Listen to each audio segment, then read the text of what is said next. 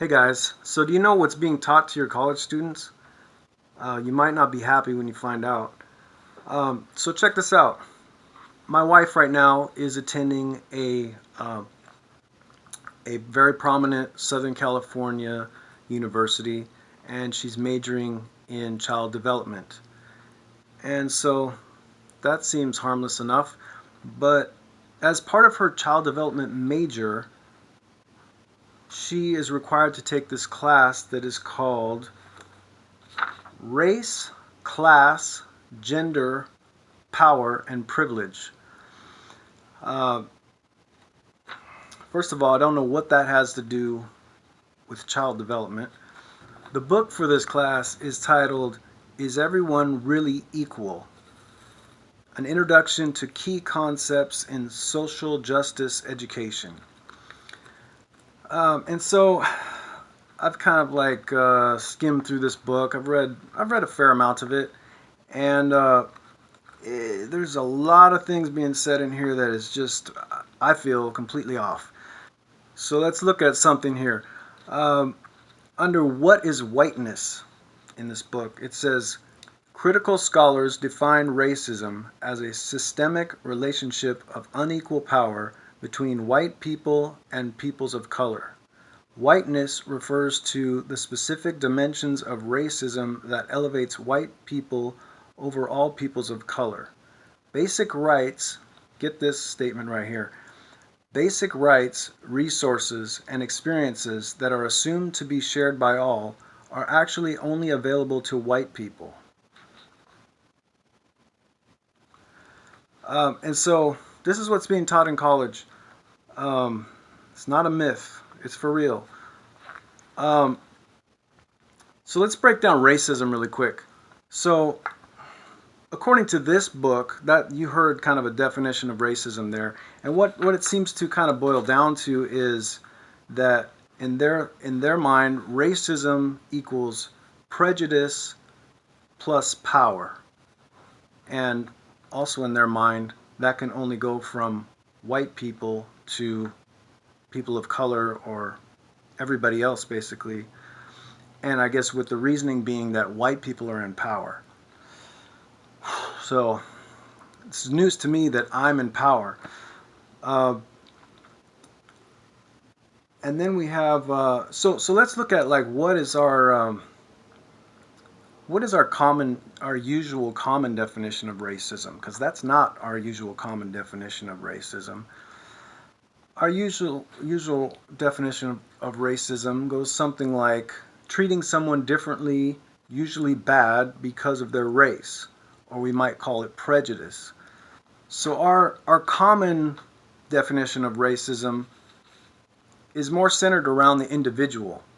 So individuals are racist if they do racist things. If they're prejudicial towards someone of a different race, then we call that racism. So this can happen from white people to black people, or this can happen from black people to white people, or from Japanese people to white people, or Japanese people to black people, or Hispanic people to Asian people, whatever. This can happen in any direction, and I think most of us would agree that that can be done. That's a thing. Now, the second definition of racism, the one that's being used in this book, is more about the collective. It's more about, you've heard the term institutional racism, but it's a collectivist interpretation of the world. Basically, the idea behind this and through this book is that everyone is an individual, but that they're also part of a group. That sounds fair enough to start with, but they sort of elevate the group above the individual. The problem with this idea is I'm not primarily a part of these groups. I'm primarily an individual. I make my own decisions. I don't do things just because some group I may or may not be a part of does things. It may be true that I often do things in the same way as a group that I'm in. That may be true, but I can also deviate from that group. Um, but so in elevating groups above everything else, you're basically pigeonholing everyone. You're basically putting everybody in a box and saying, you're this, you're that, you're this, you're that. Because you're white, you do this. Because you're black, you do this. You need this. Because you're Asian, you're this. Because you're African from the continent of Africa, you do this. Like, really? Because the crazy thing about that is that's literally racism under the first definition that we're all used to, where you treat someone differently because of their race or because they're a different race than you, whether it's a good thing or a bad thing. I mean, even calling people privileged based on their race, to me, is a type of racism, is a type of at least prejudice and bigotry. I mean, go try to tell a white person living in a trailer park, poor as dirt, that they're privileged. They'll probably punch you in the face. I mean, it's kind of silly. I could see if I had some great amount of wealth, or if I was a politician or someone with influence, maybe you could say I have privilege or I have some power in our society, but I don't have any more power than anybody else does in our society. I have one vote. When the election comes up, I get to vote once, just like everybody else. You know, a huge part of this is about, the attitude of trying to say that America is a racist country and that everything about our system is racist.